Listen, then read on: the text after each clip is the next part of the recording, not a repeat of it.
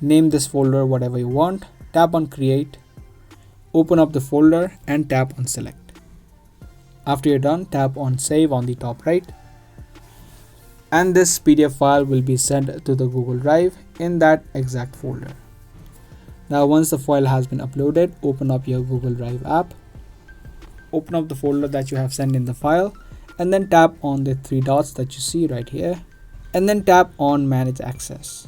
Because by default not anyone can open up this link, so tap on manage access, tap on change on the restricted option and tap on restricted again, tap on anyone with the link. Now anyone can open up the link if they have the link. Once that is done, tap on the three dots again and tap on copy link. Once the link has been now copied, you can open up your Messenger and the chat where you want to send in the Google Drive folder or the Google Drive link. Tap and hold the chat and tap on paste and you can send in this file. Now this way the other person can easily tap on this link and view the PDF file and even download it to their device.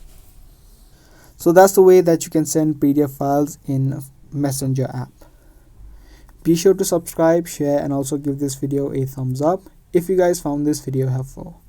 I'll be back soon with more informative videos just like this. Thanks for watching.